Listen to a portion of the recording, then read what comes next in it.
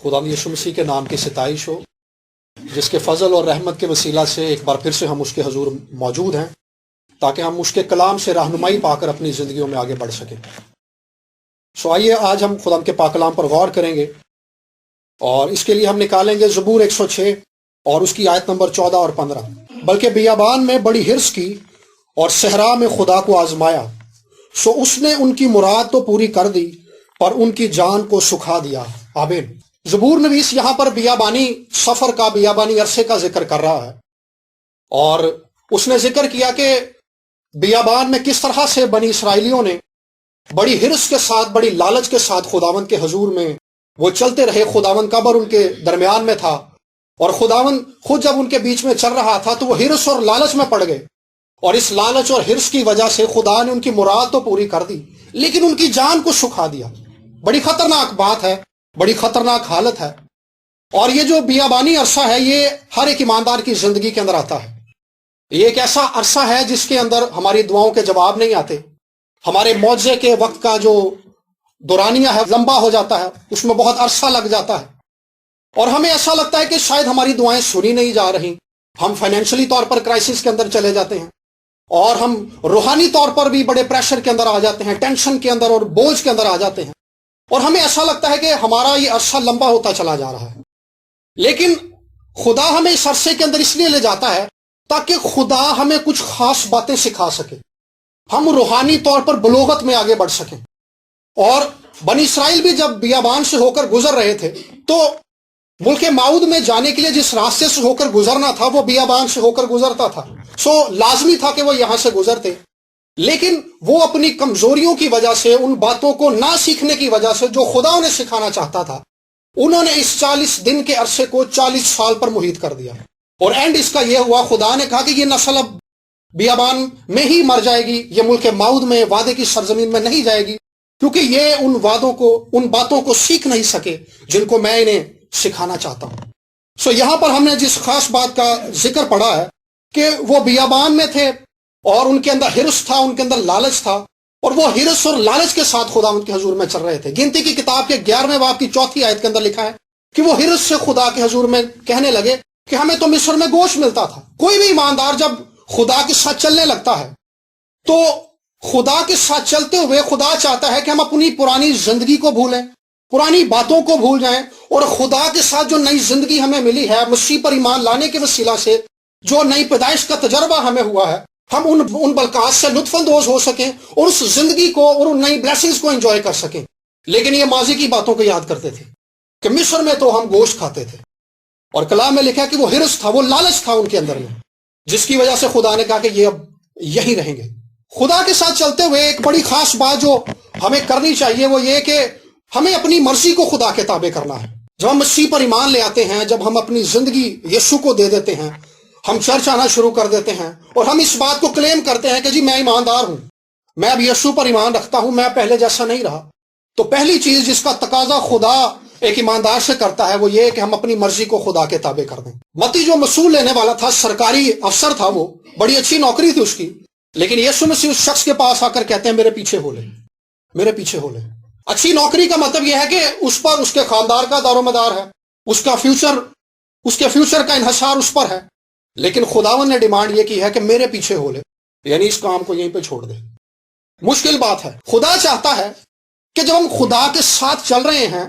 تو ہماری زندگی کا پورے طور پر انحصار اور ہمارا سارا توکل اپنی ساری زندگی کے لیے، اپنے مستقبل کے لیے، اپنے خاندان کے لیے، اپنی ضرورتوں اور کمیوں کے لیے ہمارا سارا انحصار اور سارا دار و مدار خدا پر ہو۔ یہی یسوع مسیح نے متی سے تقاضا کیا تھا کہ میرے پیچھے ہو لے، میرے پیچھے ہو لے، لیکن خوبصورت بات یہ تھی کہ متی اس کے پیچھے ہو لیا، اور خدا یسوع مسیح نے کہا کہ اگر کوئی میرے پیچھے آنا چاہے تو اپنی خودی کا انکار کرے۔ اپنی خودی کے انکار سے مراد یہ ہے کہ اپنی مرضی سے، اپنی انا سے، اپنی ان ساری باتوں سے جن کو وہ اپنے لیے کرنا چاہتا ہے، اپنے لیے جو کچھ اس نے پلان کیا ہوا ہے، اگر تو وہ خدا کے پلان کے مطابق نہیں ہے تو اس کو چھوڑ دیں۔ سب سے پہلے جب ہم خدا کے ساتھ چلتے ہیں تو خدا یہ تقاضا کرتا ہے کہ ہم خدا کے پلان کو فالو کریں۔ یسوع کیا چاہتا ہے؟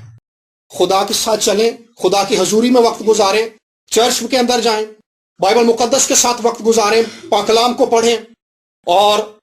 ایمانداروں کے ساتھ ہماری اچھی رفاقت ہو، ایسی رفاقت ہو جس میں ہم دعا میں اور مضبوط ہو سکیں، جس میں ہم پاک کلام کو اور بہتر طور پر سمجھ سکیں، جس میں ہم اپنی خاندانی اور کلیسیائی ذمہ داریوں کو اور بہتر طور پر سمجھ سکیں۔ ہماری رفاقت ایسی ہونی چاہیے جس سے ہماری شخصی زندگی اور ہماری کلیسیائی زندگی بہتر ہو سکے۔ اور اگر ہماری رفاقت ایسی نہیں ہے، ہم صرف رفاقت میں جاتے ہیں تاکہ ہم تھوڑی دیر کے لیے گپ شپ کر سکیں اور اس سے ہم اپنا ٹائم اچھا پاس کر سکیں، تو ایسی رفاقت کا بھی کوئی فائدہ نہیں ہے۔ لیکن اگر ہماری رفاقت ایسی ہے جس سے ہم روحانی طور پر خدا کے اور زیادہ قریب جا رہے ہیں، تو ایسی رفاقت میں ہم روحانی طور پر گرو کریں گے۔ ہم خدا کے پلان کو جو ہماری زندگی کے لیے ہے، جو ہمارے گھرانے کے لیے ہے، ایک ایماندار کے لیے ہے، اور بہتر طور پر سمجھنے کے قابل ہو جائیں گے۔ اور کوئی بھی بندہ اپنی مرضی کو، اپنی ول کو اس وقت تک خدا کے تابع نہیں کر سکتا جب تک وہ اپنے آپ کو مکمل طور پر خدا کے ہاتھ میں نہ دے دے۔ اس کے لیے ضروری ہے کہ ہم اپنے آپ کو مکمل طور پر خدا کے ساتھ جوڑ لیں، ہم ان ساری باتوں سے اپنے آپ کو نکال لیں جو ہمیں خدا سے دور لے کر جاتی ہیں۔ بہت سارے لوگ جو ہیں اسی لیے روحانی طور پر گرو نہیں کر پاتے، وہ بپتسمہ بھی لے لیتے ہیں، وہ چرچ بھی آنا شروع کر دیتے ہیں، لیکن ان کی جو پرانی رفاقت ہوتی ہے ان لوگوں کے ساتھ رہتی ہے جو خدا سے دور ہوتے ہیں، وہ چیز ان کی روحانی ترقی کے اندر رکاوٹ کا باعث ہوتی ہے۔ جبکہ جو ان کا خدا کی رفاقت میں بیٹھنے کا عرصہ ہوتا ہے وہ کم ہوتا ہے، اور ان لوگوں کی رفاقت میں جو خدا سے دور ہیں بیٹھنے کا عرصہ ہوتا ہے وہ زیادہ ہوتا ہے۔ لیکن خدا چاہتا ہے کہ ہم اپنی زندگی کو مکمل طور پر خدا کے تابع کریں اور خدا کے کلام کے ساتھ اس طور سے جڑ جائیں کہ ہمیں خدا کے کلام کے آئینے میں، خدا کے کلام کے الفاظ کے اندر اپنی زندگی دکھائی دینی شروع ہو جائے، ہمیں اس کلام کے اندر اپنا مستقبل دکھائی دینا شروع ہو جائے، ہمیں اس کلام کی صداقت پر اس طور سے یقین ہو جائے کہ جو کچھ اس میں لکھا ہے، آسمان اور زمین ٹل سکتے ہیں لیکن یہ قائم رہے گا۔ یہ خدا چاہتا ہے جب تک کسی ایماندار کو اپنی زندگی، اپنا مستقبل اور اپنی زندگی کی حقیقت اس کلام میں دکھائی نہ دینے لگے، اس کا مطلب یہ ہے کہ ایماندار کو ابھی اور خدا کے کلام کے ساتھ جڑنے کی ضرورت ہے، ابھی اور خدا کی حضوری میں بیٹھنے کی ضرورت ہے۔ جب ہم خدا کی حضوری میں بیٹھتے ہیں تو خدا کیا کرتا ہے؟ سب سے پہلے ہماری شخصیت پر کام کرتا ہے،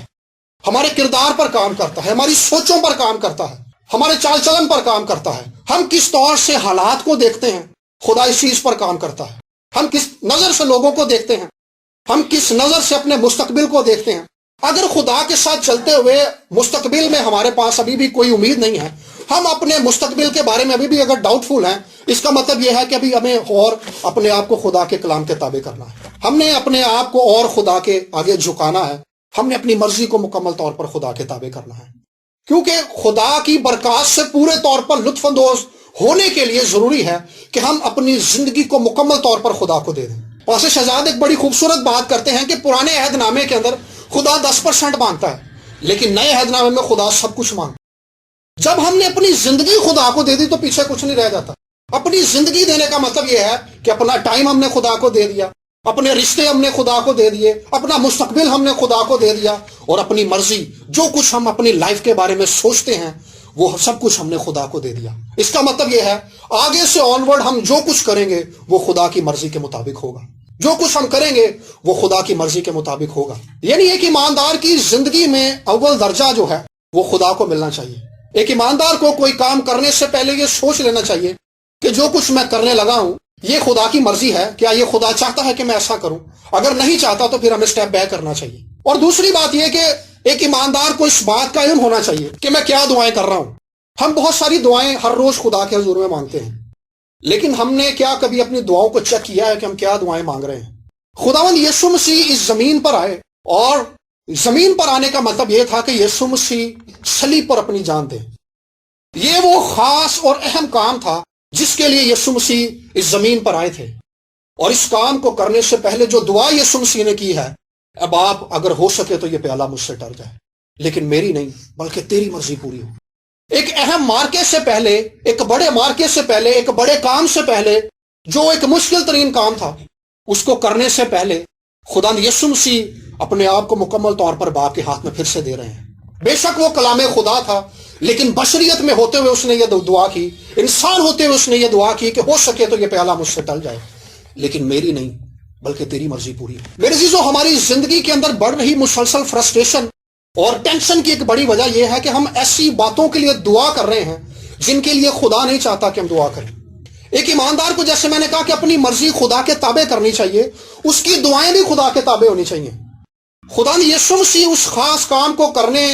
سے پہلے جس کے لیے وہ اس دنیا میں آئے تھے، وہ ایک بار پھر سے اپنے آپ کو خدا کے ہاتھوں میں دے رہے ہیں۔ حالانکہ اس سے پہلے یسوع مسیح نے کہا کہ اگر میں باپ سے درخواست کروں تو یہاں پہ 12 تمن فرشتوں کے آ جائیں گے۔ تو یہ ایک فرشتوں کی بڑی تعداد تھی۔ خدا نے یسوع مسیح اگر چاہتے تو آ جاتے، لیکن اس کے باوجود خدا نے یہ نہیں کیا، بلکہ اپنے آپ کو صلیبی دکھ کے لیے تیار کر کے پیش کر دیا خدا کے حضور میں۔ ہم نے مسیح ہوتے ہوئے اپنے فیوچر میں، بے شک ہمیں اپنی آنکھوں سے کچھ دکھائی نہیں دے رہا، ہمیں مستقبل میں کچھ اچھا ہوتا ہوا دکھائی نہیں دے رہا، کیونکہ ہم اپنی آنکھوں سے دیکھ رہے ہیں۔ ہماری آنکھیں اور ہماری سوچ کی بصیرت محدود ہے، لیکن خدا جس نے اس کائنات کو تخلیق کیا ہے، جس نے اس کائنات کو بنایا ہے، وہ ہمارے مستقبل کے تمام دنوں کو جانتا ہے۔ جب ہم اپنی زندگیاں اس ایمان کے ساتھ خدا کے ساتھ گزارنا شروع کریں گے کہ خدا کا منصوبہ میرے منصوبے سے بڑا ہے اور میرے منصوبے سے زیادہ تگڑا ہے، اور وہ میرے لیے بھلائی اور سلامتی کا منصوبہ ہے، تو وہ بھلائی اور سلامتی ہماری زندگی کے اندر ظاہر ہونا شروع ہو جائے گی، کیونکہ ہم نے ایک ایسی شخصیت پر بھروسہ کیا ہے جو اس کائنات کا خالق ہے، جو کریٹر ہے، جو خلق کرنے والا ہے۔ ہمیں ایسا دکھائی دے یا نہ دکھائی دے، لیکن وہ ہمارے مستقبل کو ڈیزائن کر سکتا ہے، جس میں ہمارے لیے بھلائی ہے، جس میں ہمارے لیے سلامتی ہے، جس میں ہمارے گھرانے کے لیے بھلائی ہے، اور جس میں ہم خدا کی برکات سے مکمل طور پر لطف اندوز ہو سکتے ہیں۔ اور یسوع مسیح نے یہاں پر یہ دعا کی ہے کہ باپ میری نہیں بلکہ تیری مرضی پوری ہو۔ میرے عزیزو، ہمیں آج اپنی دعاؤں کو چیک کرنے کی ضرورت ہے کہ کیا ہم خدا سے ایسی باتوں کے لیے دعا تو نہیں کر رہے جس کے اندر صرف ہماری اپنی زندگی کے لیے لالچ موجود ہے، ہماری اپنی زندگی کے لیے حرص موجود ہے۔ ہم بہت ساری باتوں کو خدا کے آگے رکھتے ہیں۔ میرا اس سے ہرگز یہ مطلب نہیں ہے کہ ہم اپنی ضروریات کے لیے دعا مانگنا چھوڑ دیں، میرا ہرگز یہ مطلب نہیں ہے۔ خدا ہمیں شفا بھی دینا چاہتا ہے، خدا ہمیں ایک اچھی زندگی بھی دینا چاہتا ہے، خدا ہمیں اس زمین پر اپنی برکات کو ہماری زندگی کے اندر ظاہر کرنا چاہتا ہے، لیکن خدا یہ چاہتا ہے کہ ہم ان ساری چیزوں کو اس وقت انجوائے کریں جب ہماری زندگی خدا کے ساتھ جڑی ہوئی ہو۔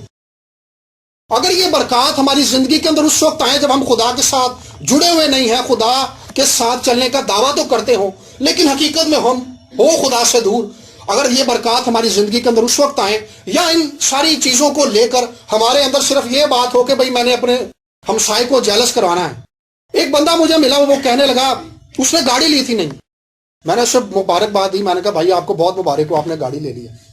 تو وہ بجائے میری مبارکباد کا جواب دینے کے مجھے آگے کہنے لگا یار ہو تو ہی کوئی ترقی کر لے۔ تو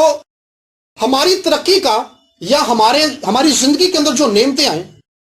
اس کا مقصد ہرگز یہ نہیں ہونا چاہیے کہ اس سے ہم دوسروں کو یہ بتا سکیں کہ میری زندگی کے اندر خدا کی بڑی برکت ہے، مجھ پر خدا کی بڑی رحمت ہے، لیکن تو خدا تو بڑا دور ہے۔ انہوں نے یہی کیا تھا، ان کے اندر حرص تھا، لالچ تھا، یہ اس لالچ کے ساتھ خدا کے ساتھ چل رہے تھے، لیکن لکھا کہ خدا نے ان کی مراد تو پوری کر دی تھی لیکن ان کی جان کو سکھا دیا تھا۔ خطرناک بات ہے، یہ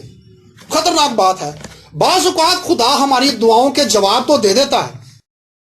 لیکن اس کے نتیجے کے اندر ہماری جان سوکھ جاتی ہے۔ اس کا نتیجہ جو نکلتا ہے ہماری اپنی زندگی کے اندر، ہمارے خاندان کے اندر، اور ہماری ساری زندگی جو ہوتی ہے تباہی کے اندر گزر جاتی ہے۔ چند دن پہلے مجھے ایک بہن سے میں بات کر رہا تھا، وہ کہنے لگی کہ میں نے اپنے فیس بک اکاؤنٹ کو بند کر دیا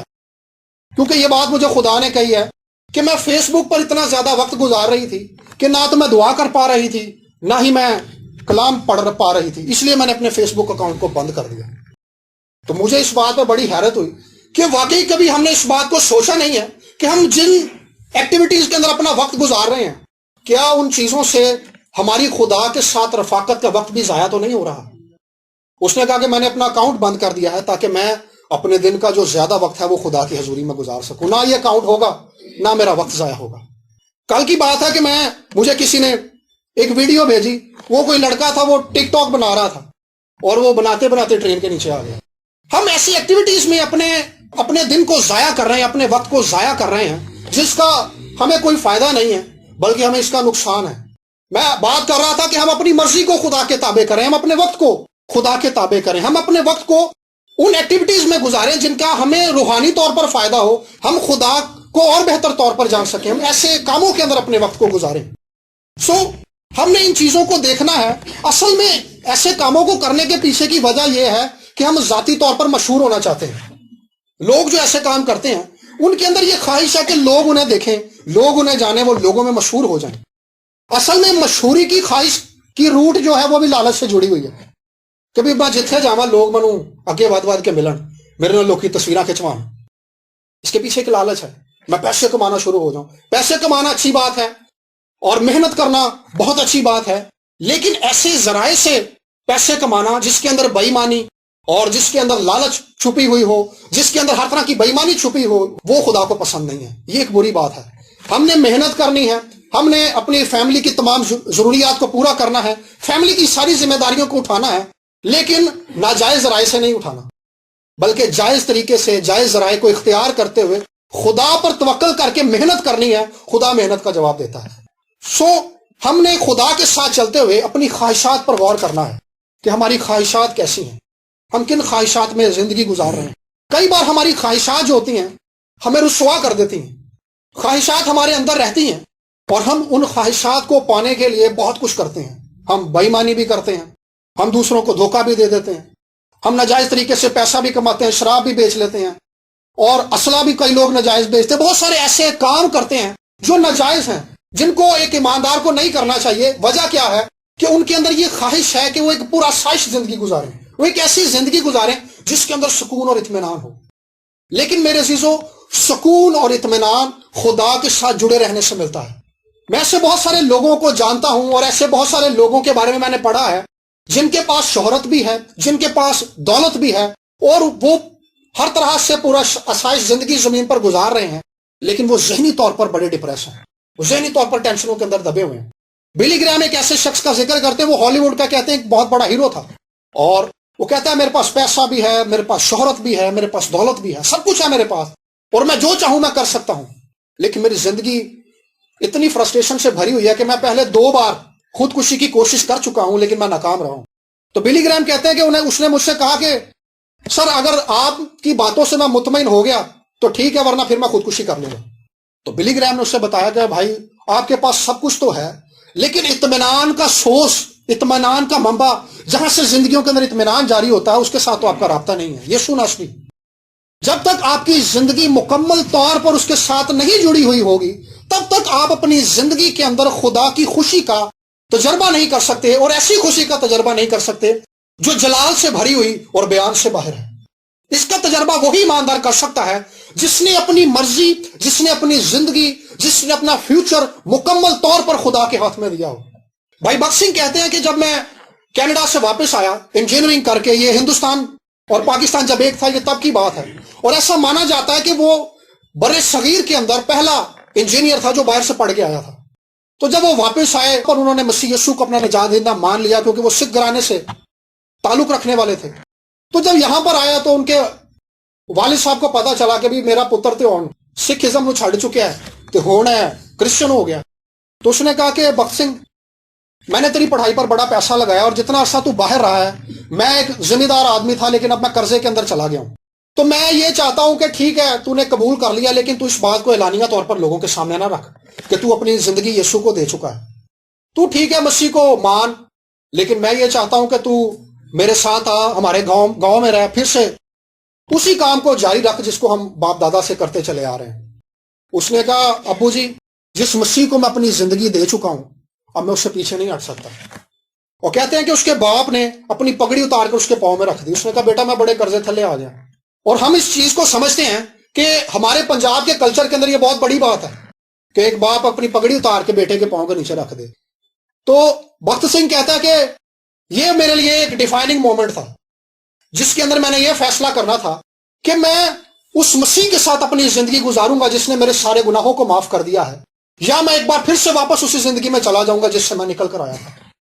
تو کہتے ہیں کہ پھر سے ایک بار میں نے اس شادمانی کا تجربہ کیا جس کا تجربہ میں نے اس وقت کیا تھا جب میں خدا کی حضوری میں بیٹھا تھا اور میں نے مسیح کو اپنی زندگی میں جب قبول کیا تھا. ایک بار پھر سے وہ خوشی میری زندگی پر چھانے لگی، اور یہ ایک ایسی خوشی تھی جو جلال سے بھری ہوئی تھی، جس کا تجربہ میں نے اس وقت بھی نہیں کیا تھا جب میں اپنے گردواروں کے اندر جاتا تھا، میں نے اس وقت بھی نہیں کیا تھا جب میرے پاس بہت سارے پیسے تھے، جب میں نے اس وقت بھی نہیں کیا تھا جب میں انگلینڈ کے اندر اور کینیڈا کے اندر پڑھ رہا تھا اور ایک پورا سائز زندگی گزار رہا تھا، اپنی لائف کو مکمل طور پر انجوائے کر رہا تھا۔ یہ ایک ایسی خوشی تھی جو زمین پر کہیں موجود نہیں تھی، لیکن یہ خوشی جلال سے بھری ہوئی تھی، یہ ایک آسمانی خوشی تھی۔ کہتا ہے اس خوشی کو جاننے کے بعد پھر سے میں نے اپنے باپ سے کہا کہ ابو جی، خدا آپ کے سارے قرضے بھی اتار دے گا، خدا آپ کو اس ساری حالت سے نکال بھی لے گا، لیکن میں اس مسیح کا انکار نہیں کروں گا جس کو میں اپنی زندگی دے چکا ہوں۔ میرے عزیزو، یہ وہ خاص بات ہے، یہ وہ اہم بات ہے جو خدا چاہتا ہے کہ ہر ایک ایماندار اپنی زندگی اس طور سے خدا کے ساتھ جوڑ لے کہ وہ ہر طرح کی قیمت اس بات کے لیے ادا کر دے۔ یسوع مسیح اس بات کو جانتے تھے کہ باپ کی مرضی کو پورا کرنے کا مطلب یہ ہے صلیبی دکھ، کوڑوں کی مار، منہ پر تھوکا جانا، رسوائی اور ذلت اور موت اور کرب۔ یسوع مسیح ان ساری باتوں کو جانتے تھے، لیکن یسوع مسیح نے لکھا ہے کہ اس خوشی کی پرواہ نہ کی جو اس کے سامنے تھی، بلکہ باپ کی مرضی کو پورا کیا۔ خدا کے ساتھ اپنی زندگیاں جوڑنے کا مطلب یہ ہے کہ ہم اس بات کے لیے تیار ہو جائیں کہ ہم خدا کی مرضی کو پورا کرنے کے لیے ہر طرح کی قیمت ادا کر دیں گے، جو کچھ بھی ہو جائے، لیکن ہم اپنی زندگی میں خدا کی مرضی کو پورا کریں گے۔ آج کل ایسے بہت سارے فون ہمیں آ رہے ہیں جس میں بہت سارے بہن بھائی ہمیں یہ درخواست کرتے ہیں، یہ بات بتاتے ہیں کہ بھائی ہم نے اپنی مرضی سے شادی کی تھی، لیکن چند مہینوں کے بعد ہماری شادی قائم نہیں رہی، ہمارے والدین بھی اس شادی کے خلاف تھے، ہمارے عزیز بھی اس شادی کے خلاف تھے، لیکن یہ شادی قائم نہیں رہی۔ ہم نے بہت دعائیں کی اور میں نے اس بہن کو یہی آیت پڑھ کر سنائی کہ خدا نے ان کی مراد تو پوری کر دی لیکن ان کی جان کو سکھا دی۔ اس سے پہلے کہ ہم اپنے مستقبل کے لیے فیصلہ کرنے لگیں، ہم نے اپنی مرضی کو خدا کے تابع کرنا ہے۔ جب ہم اپنے آپ کو مکمل طور پر خدا کے تابع کر دیتے ہیں اور ہم خدا سے کہتے ہیں کہ خدا میں جو کچھ کروں گا وہ تیرے لیے ہوگا، میں جو فیصلہ کروں گا، میری زندگی میں جو کچھ ہوگا وہ تیرے لیے ہوگا، تو اپنی مرضی کو بھی مجھ پر ظاہر کر اور مجھے اپنی مرضی کو پورا کروانے کے لیے بھی تیار کر، میں اپنی زندگی میں تیری مرضی کو پورا کر سکوں، مجھے اس بات کے لیے تیار کر۔ تو خدا ہمیں اپنی مرضی کو پورا کرنے کے لیے قوت دیتا ہے، ہمیں زور دیتا ہے۔ لوط نے یہ فیصلہ کر لیا تھا کہ وہ ابراہیم کے ساتھ نہیں رہے گا، کیونکہ ابراہیم اور اس کے نوکروں کے بیچ میں ہر روز لڑائی ہوتی تھی، لیکن اس نے جس جگہ کا انتخاب کیا تھا لوط نے، وہاں پہ وہ چلا گیا۔ فیصلہ اس کا اپنا تھا، چناؤ اس کا اپنا تھا، نتیجہ اس کا یہ نکلا، یہ وہ سرزمین تھی جہاں کے لوگ بدکار اور شریر تھے، اور خدا نے اس سرزمین کے بارے میں یہ فیصلہ کر لیا تھا کہ میں آسمان سے آگ اور گدک نازل کروں۔ ہمارا چناؤ ہمیں کس جانب لے کر چلا جاتا ہے اس بات کو ہم نہیں جانتے، لیکن جب ہم خدا کی مرضی کو جانتے ہیں پھر ہم چناؤ اور اپنا فیصلہ جو ہے بڑے سوچ سمجھ کر کرتے ہیں، بشرطے کہ ہم اپنی مرضی کو خدا کے تابع کیا ہو۔ بنی اسرائیل شموئیل کے پاس آ گئے اور کہنے لگے کہ ساری قوموں کے بادشاہ ہیں، ہمارا کو تو کوئی بادشاہ نہیں ہے، اور شموئیل کو اس بات سے بڑا رنج ہوا، بڑا دکھ ہوا، اور وہ خدا کے حضور میں گیا۔ خدا نے کہا کہ شموئیل، انہوں نے تیری تحقیر نہیں کی، انہوں نے میری تحقیر کی ہے، یہ بادشاہ مانگ رہے ہیں، یہ میری مرضی کے مخالف ہے۔ اور جو بادشاہ ان کو دیا گیا ساؤل، وہ خدا کی مرضی کو پورا نہیں کر سکا۔ کئی بار ہم اپنے لیے فیصلہ تو کر لیتے ہیں، لیکن ہم اپنے فیصلے کی وجہ سے خدا کو ڈس آنر کر رہے ہوتے ہیں، خدا کی تحقیر کر رہے ہوتے ہیں، خدا کے نام کو عزت نہیں دے رہے ہوتے، اور اس کا انجام جو تھا وہ بڑا خطرناک تھا، بڑا خطرناک تھا، بنی اسرائیل کے لیے بھی اور لوط کے لیے بھی۔ لوط کو ایک بھاری قیمت ادا کرنی پڑی تھی اس کے لیے۔ سو میرے عزیزوں، ایماندار ہوتے ہوئے ہم جو خواہشات اپنے دل میں رکھے ہوئے ہیں، ہم جو دعائیں خدا کے حضور میں مانگ رہے ہیں، کیا وہ خواہشات ایسی خواہشات ہیں، وہ دعائیں ایسی دعائیں ہیں جو خدا چاہتا ہے کہ ہم مانگیں؟ جب ہم خدا کے ساتھ جڑے ہوئے ہوتے ہیں تو دعا کرنے کا ڈھنگ بھی ہم اسی وقت سیکھتے ہیں۔ بائبل مقدس میں جب ہم دعاؤں کو پڑھنا شروع کرتے ہیں، ہم ابراہیم کی دعا کو پڑھتے ہیں، ہم نہمیہ کی دعا کو پڑھتے ہیں، یرمیہ کی دعاؤں کو پڑھتے ہیں، اور دوسرے نبیوں کی دعاؤں کو پڑھتے ہیں، خدا یسوع مسیح کی دعا کو پڑھتے ہیں، اور پولوس کی دعا کو پڑھتے ہیں، تو ان ساری دعاؤں کو جب ہم غور کرنا شروع کرتے ہیں تو یہ اتنی دعائیں ہیں کہ جب سے ہم پیغامات سن رہے ہیں، خدا یسوع مسیح کے بعد سب تک ہزاروں خادموں نے ان پر پیغامات سنائے ہیں، یہ اتنی عمیق اور اتنی گہری باتیں ہیں ان کے اندر۔ اس کی وجہ کیا ہے کہ ان کا خدا کے کلام اور خدا کے ساتھ ایک گہرا تعلق ہے۔ بہترین اور مستند دعاؤں کے لیے ضروری ہے کہ ہمارا گہرا تعلق خدا کے ساتھ ہو، ہم خدا کے سسٹم کو، خدا کے آئین کو، خدا کے کلام کو بہتر طور پر سمجھتے ہوں، اور ہمارا اپنا خدا کے ساتھ ایک گہرا تعلق ہو۔ جب تک یہ نہیں ہوتا، ہماری دعائیں بھی مستند دعائیں نہیں ہوتی، ہماری دعائیں بھی ایسی دعائیں نہیں ہوتی جن کو سن کر خدا اپنا ہاتھ بڑھا دے. ہماری دعائیں ایسی ہی دعائیں ہوتی ہیں، ہماری خواہشات ایسی ہی خواہشات ہوتی ہیں جیسے ان کی تھی. خدا نے ان کی مراد تو پوری کر دی لیکن ان کی جان کو سکھا دیا. یوسف نے اپنی زندگی میں خدا کی مرضی کو پورا کرنے کے لیے ایک بھاری قیمت ادا کی تھی. غلام تھا وہ، غلامی کے اندر اس پر الزام لگایا گیا، اس کو ایسی خواہش کے لیے ابھارا گیا جو ایک ایماندار کو، خدا کے ساتھ چلنے والے شخص کو روا نہیں ہے. لیکن اس نے رسوائی کو برداشت کیا، اس نے قید میں جانا برداشت کیا، اپنے مالک کی مخالفت کو برداشت کیا، لیکن خدا کے کلام سے ہٹنا برداشت نہیں کیا. یہ ایک معیار ہے جو ایک ایماندار کا ہونا چاہیے، جو ایک ہر ایک مسیحی کا ہونا چاہیے، اور یہ ایک چناؤ ہے جو ایک ہر ایک مسیحی کا ہونا چاہیے. آج میں آپ سب کو اس بات کے لیے ابھاروں گا خداوند کے حضور میں کہ ہم نے ان ساری باتوں پر غور کرنا ہے کہ ہم کن باتوں کو لے کر خدا کے حضور میں جا رہے ہیں. اپنے تعلق پر غور کرنا ہے، اپنی دعاؤں پر غور کرنا ہے، اپنی خواہشات پر غور کرنا ہے، اپنے مستقبل پر غور کرنا ہے، اور اپنی لائف کو مکمل طور پر خدا کے تابع کرنا ہے. اور اس کا جو بنی اسرائیل تھے وہ اس حالت بیابان میں سے گزر تو رہے تھے، لیکن کیونکہ ان کی خواہشات اچھی نہیں تھی، خدا نے کئی باتیں ان سے ڈیمانڈ کی. خدا ایک تو چاہتا تھا کہ وہ خدا پر توکل کریں، اس میں بھی وہ فیل ہو گئے. خدا چاہتا تھا کہ وہ عاجز ہو جائیں، استثنا کی کتاب میں لکھا ہے وہ عاجز بھی نہیں ہوئے. خدا چاہتا تھا کہ وہ اس کے کلام کے طالب ہوں، یہ بھی استثنا کی کتاب میں لکھا ہے وہ خدا کے کلام کے طالب بھی نہیں ہوئے. خدا چاہتا تھا کہ وہ لالچ اور حرص سے نکل کر اپنی زندگی کو مکمل طور پر خدا کے تابع کر سکیں، اس میں بھی وہ ناکام ہو گئے. لیکن میرے عزیزو، آج یہ وقت ہے جب یہ ساری باتیں ان لوگوں کی ناکامی کی وجہ سے ہمارے سامنے ہیں، تو اس سے ہم فائدہ پا کر اپنی زندگی میں ترقی اور سرفرازی کو پا سکتے ہیں، خداوند کے حضور میں بھی اور اپنی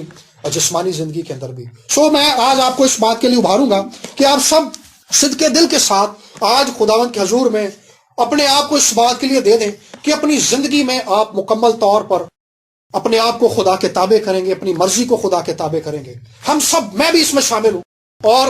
ہم اپنی زندگی کا دار و مدار اگر ہم نے اپنی خواہشات کے ارد گرد بن رکھا ہے تو ہم ان سے اپنے آپ کو نکالیں گے. آئیے آنکھوں کو بند کریں گے اور تھوڑی دیر کے لیے یہ وقت ہے کہ ہم اپنے آپ کو خداوند کے حضور میں پیش کریں اور خداوند سے کہیں کہ خداوند، میں ایک بار پھر سے اپنی زندگی کو تیرے ساتھ جوڑتا ہوں، اور میں ایک بار پھر سے تیرے ساتھ چلنے کا ایک نیا عہد کرتا ہوں جس میں میں اپنی خواہشات کو، اپنی مرضی کو، اور ان ساری باتوں کو جو میرے لیے الجھن اور پریشانی اور ٹینشن کا باعث ہے، اپنی زندگی سے نکال کر تیرے تابع کروں گا. تو مجھے قوت دے تاکہ میں اپنی مرضی کو تیرے تابع کر سکوں. Hallelujah, hallelujah, hallelujah. میرے عزیزو، یہ وقت ہم سب خداوند سے بات کریں گے، ہم سب دعا کریں گے، اور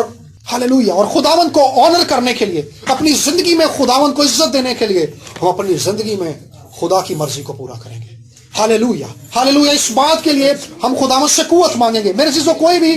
خاموش نہ رہے، کوئی بھی زبان اس وقت خداوند کے حضور میں خاموش نہ رہے، بلکہ سب خداوند سے بات کرنا شروع کریں، کیونکہ خداوند کی حضوری اس وقت ہمارے درمیان موجود ہے. خداوند کا جلال یہاں پہ اس وقت ٹھہرا ہوا ہے، اور خدا چاہتا ہے کہ ہم اس وقت خداوند کے حضور سے قوت پائیں